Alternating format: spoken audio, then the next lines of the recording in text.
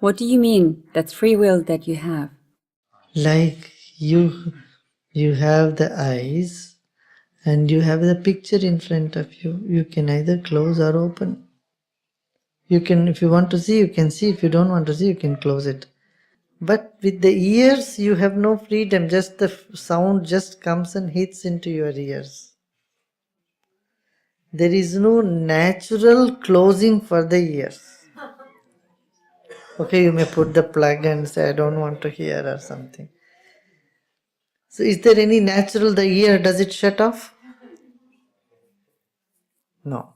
So what sound simply comes and goes, but with light it comes, you can close or you can open. Isn't it? So in that sense, discrimination. So if everything is run by nature, niyati, like a dog and a cat, then there is no freedom. Then you are not human being. Karmas are there only for human beings because the human beings have sense of discrimination, have a choice.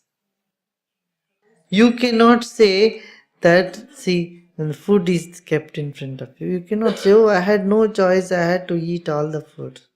No. When the stomach is full, you say stop. The stomach says, your body says stop. But your mind, imbalance in the mind, you keep stuffing. Bulimia is not what nature gave you. You cannot blame the nature or karma, misuse the knowledge in order to justify your bulimia. What to do? I am born with bulimia. You cannot say that. This is called prajnaparada. Prajnaparada means the mistake of awareness. Mistake of consciousness, awareness. You could have been aware. There's no need to be a bulimia. Eat only as much as you should. Knowing too well doing a mistake is prajnaparada. The simplest example is, you say your own food. You know certain food you should not take. If you take it, it harms your body. Then still you eat it. That is, what is that? Prajnaparada. No, you don't imagine, oh, prajnaparada, it's such a heavy load. No, it's not something to be too concerned. Because whenever you do a prajnaparada, your consciousness becomes unease. Your mind becomes unease, uncomfortable. Immediately. So that's why you shouldn't do prajnaparada, because every time you do prajnaparada, who is suffering? You're suffering. So you can avoid that suffering or not? But usually the pinch happens after the act. Yeah, but once you did it, you don't repeat it. If it happens again and again, prajnaparada happens again and again, that means there is a little tendency, oh, there must be some joy in it. The mind hankering after joy. But that, by maturity, it goes away. As you grow, as you mature, prajnaparada goes away. Just turn back and see when you were a teenager how much things you used to do, or even when you were a kid, you used to tell lies and over small things, this and that, and did this and that. And then when you grew older, the prajnaparada simply fell off, that fell off, this fell off.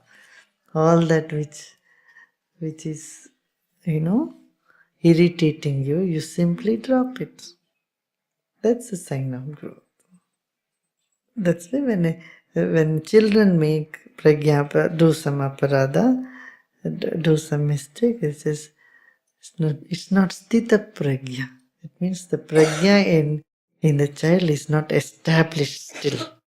There is pragya, but it is not sthita pragya. It is not established awareness or consciousness. It is balisha, it is childish, childlike, childish one, still growing. So it's not that God would sit there up and punish, oh, you are not a Sthita Prajna, Danda Maro. He says, oh, it's childish still. Always the wise people have always looked at the Prajnapada as childish. When you say it's childish, there is compassion. See, when someone does a mistake, you say, oh, childish, still childish, not grown, not mature enough. So you then, only then you can accept people as they are. And so that then you wait in patience for them to grow into. Otherwise you get this, guilt trip and all these things in the mind. This is not at all there.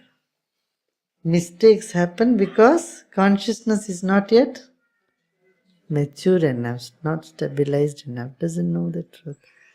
So wait for time, wait for time and maturity, sadhana, awareness, all these things help.